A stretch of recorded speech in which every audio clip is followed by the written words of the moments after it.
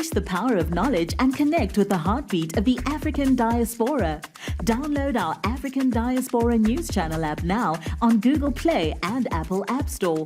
Stay informed with authentic and diverse perspectives, breaking news, and cultural insights. Immerse yourself in a community that celebrates unity, resilience, and progress. Experience the vibrancy of the diaspora at your fingertips. Don't miss out. Empower your perspective today. Search African Diaspora News Channel and join the conversation. Today we're bringing you an exclusive report on a disturbing issue that is shaking our nation to its core. Hello everyone, my name is Naledi Mfoloe and it is my absolute pleasure to welcome you to the latest edition of the African Diaspora News Channel, where we unravel the stories that shape our world and our communities.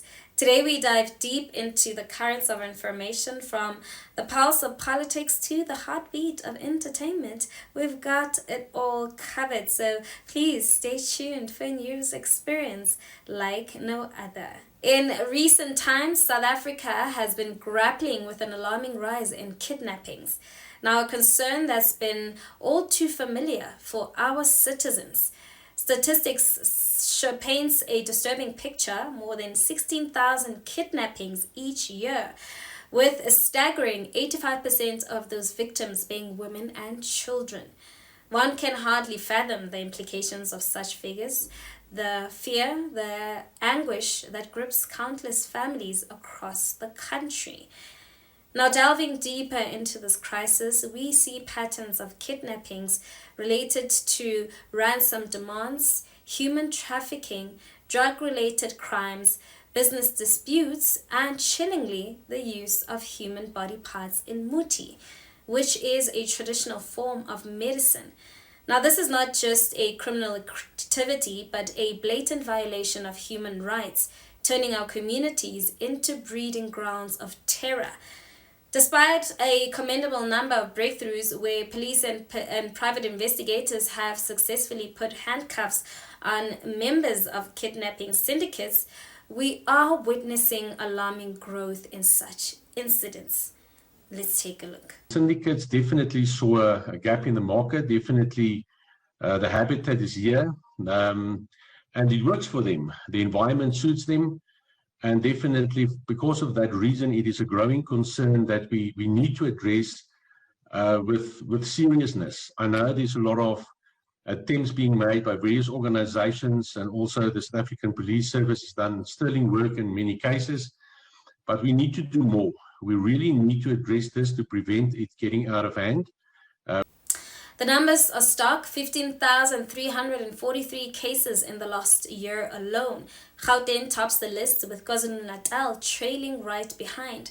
This is a sharp rise, a 133% jump over from the years, from 3,882 reports from 2012 to 2013.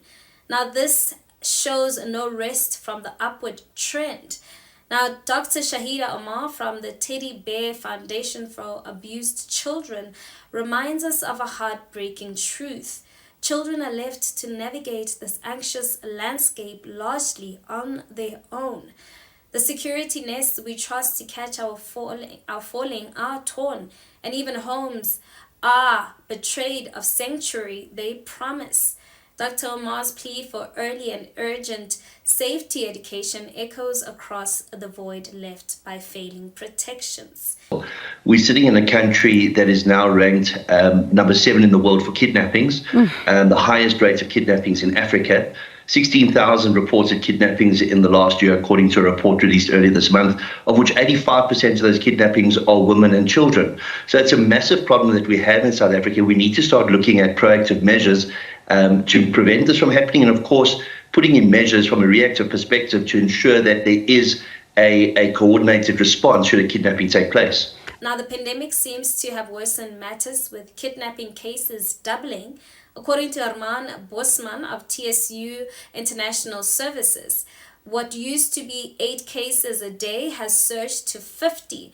Now, these numbers are not mere statistics. They represent lives uprooted and families shattered. Bosman's call for a dedicated committee to fight this epidemic is a call for battle we cannot ignore. Now, the government is urged to step up, to shake off complacency, as warned by Chad Thomas, a forensic expert who sheds light on a troubling transition where kidnappers target not only the wealthy, but also those from less affluent neighborhoods. Now, the emergence of express kidnappings marks an escalation of the crisis, which is fast, brutal, leaving victims and their families reeling. The stories tell themselves.